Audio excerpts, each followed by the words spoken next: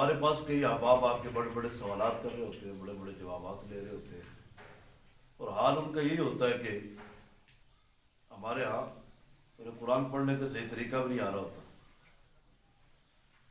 وہ سے بندہ ہے قرآن کھول کے کوئی مسئلہ پوچھنے کے لیے آیا کہ میں نے فلاں فلاں آیت میں یہ مسئلہ پوچھا ہے، میں نے کہا قرآن کی آیت پڑھ،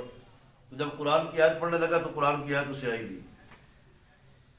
اور مسئلہ جس کو وہ پوچھنے آیا تھا یا ہمیں سمجھانے آیا تھا اتنا بڑا تھا۔ آج کے دور کے اندر یہی ہے کہ جو قرآن نہ پڑھے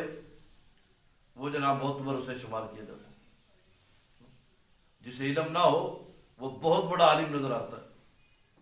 جسے عقل نہ ہو وہ بہت بڑا دانا نظر آتا ہے، جسے کوئی پوچھے نہ اسے لوگ دانشور سمجھتے ہیں جناب بہت بڑا سمجھدار ہے۔ آج کے دور میں یہی ہے کہ کوشش یہ کریں کہ ہم قرآن و سنت کے مطابق اپنی زندگی گزاریں، قرآن کو پڑھیں، قرآن کے علم کو پڑھیں۔ قرآن کو پڑھنے میں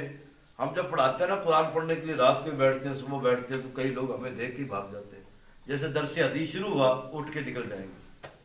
قرآن کا درس شروع ہوا اٹھ کے چلے جائیں گے، انہیں پتہ نہیں کیا ہوتا ہے، ٹائم بھی نہیں ہوتا، ہوتا بھی ہے چلو کبھی ایک دن تو ٹائم ہوتا ہے نا، یا 8 دن کے بعد 10 دن کے بعد۔ یہ ایک بہت بڑا رب کی ناراضگی ہوتی ہے کہ اللہ نے اسے قرآن پڑھنے کا موقع نہیں دیا یا قرآن سننے کا موقع نہیں دیا۔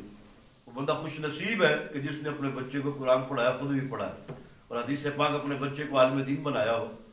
آج ہر باپ کی خواہش ہے میرا بچہ یہ بن جائے، میرا بچہ یہ بنے، میرا بچہ فلاں بن جائے۔ 24 گھنٹے اسی رٹ کے اندر بندہ مر جاتا ہے،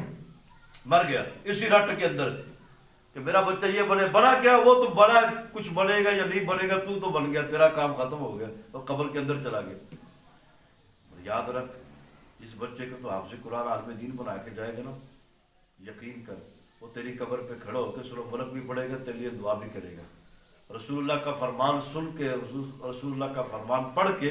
تیرے لیے دعائے مغفرت بھی کرے گا۔ اور جن بچوں کو دین پڑھایا ہوتا ہے نا، وہ ہمیشہ بچے بڑے اچھے ہوتے ہیں۔ اور یہ سب سے بڑی بات ہے، جن بچوں نے دین پڑھا ہوتا ہے نا، باپ کے سامنے بیٹھتے ہیں، جب باپ کے قریب بیٹھتے ہیں بڑے ادب سے بیٹھتے ہیں۔ جو دنیاوی سکالر ہوتے ہیں نا بڑے بڑے، وہ جب باپ کے پاس بیٹھتے ہیں باپ کی آنکھوں میں آنکھیں ڈالتے ہیں، کیا وجہ ہوتی ہے؟ انہیں دین کا پتہ نہیں ہوتا۔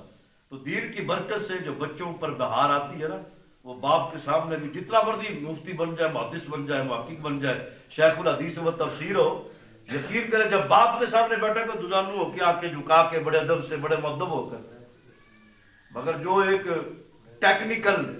کلچر کو پڑھ کے بیٹھا ہوتا ہے، بڑی بڑی ڈگریاں حاصل کر کے، اللہ اکبر، نہ اسے باپ سے بولنے کی تمیز ہوتی ہے، نہ امام مسجد سے بولنے کی تمیز ہوتی ہے، وہی زبان گندی وہ امام مسجد کے ساتھ بھی استعمال کرتا ہے، وہی زبان باہر جا کے بھی استعمال کرتا ہے، بلکہ اللہ اسے ہدایت عطا فرمائے۔